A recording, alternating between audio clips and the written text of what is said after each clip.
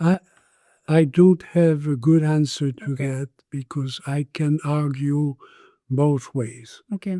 I can argue that it's going to be like Star Trek. We Yeah. will have robots that kind of look like us, so we can communicate easily. Mhm. Uh, but they have tremendous ability to do calculations or to consult data that we cannot we cannot do. Uh, but this thing can do things that I cannot do. Okay, so what? We have machines that do. We have bulldozers Mhm. that do things that 100 men with shovels cannot do. So that's good engineering. Um, I could also argue that the border, people are talking about artificial intelligence as if it was going to become the kind of psychological or psychic ability we have. That's not true. Mm. Okay, that's not true. It's a machine. It's a machine we built. Okay, now it can process information much better and much faster, and it is going to make discoveries. I mean, again, the one I had designed and built in 1967 uh, could do some things a lot faster than humans, even humans equipped with computers, could do. And it was saving a lot of time in research, in a very specific domain of research. Um, we can do that better and better, and they will get into areas where the problem is not going to be to make the discovery, it's going to get the robot to explain the discovery to us Mm. because it's going to create structures that we have not thought about. That's already happened, okay, in mathematics, in pure mathematics. Now, it's going to solve problems that have stopped us since the 18th century. And the I'm more uh, concerned with the the intelligence that's embedded, like it is embedded now. When we've had two airliner crashes Yeah. that killed, 200 people each time because there was a robot making decisions instead of the pilot, Yeah.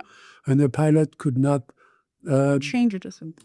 did not know what was going to happen, Yeah. and the robot did not communicate to the pilot why it was taking a certain decision, and it put the plane into I think it was a climbing Yeah. situation where the plane crashed Yes. Yes. twice. Yeah. Okay, so we already know that. In San Francisco, we have several companies that are authorized to experiment with, driverless cars.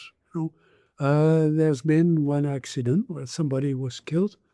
Um, well, we're going to recover from that, but the technology is going to recover from that. But then where is the limit? I mean, what should we accept as the penalty for developing something else that's going to be useful or wonderful? And I think that's a general problem, not just, a few people being hit by robots, but it's the problem is I think that we have lived with the impression that what we were doing was intelligent and so on. It wasn't. I mean, you can make a machine that will do the same thing better. Mm. And the question is going to be, who are we? I mean, because I think I'm better than this machine, but the machine does what I used to do as a business. It's doing it better than I do. I mean, banking is going to be devastated because banking is not really that hard. Okay, so we had a discussion about that at Stanford University one summer in I think 1966 or something like that. There was a science fiction group, and we invited some science fiction writer. Now, as you know, I've published science fiction. Then there were two other American science fiction writers there, and there was those were the very early days of AI research at Stanford. And one of the professors who was doing, Professor MacArthur, told a story about what was going to happen. The story is this man is an insurance agent, and he gets into his car in the morning after breakfast, drives to his office, and sells insurance all day long. And then it goes home and kisses his wife and has dinner with his children and his family and goes to bed. And the next morning he does the same thing. Okay. And he's paid to do that. Okay. And then one day he gets a letter from the Bureau of Simulation, the National Bureau of Simulation in Washington. The letter says, "Dear sir, in the last 6 months, everything you've done was predicted by a computer. So if you continue doing the same thing, you will be replaced by a computer." Wow. Okay, so he's shocked. You know, he tells his wife, "I have to do something completely different." So he drops out of his profession, goes to the Himalayas, consults a wise man on Mount Everest,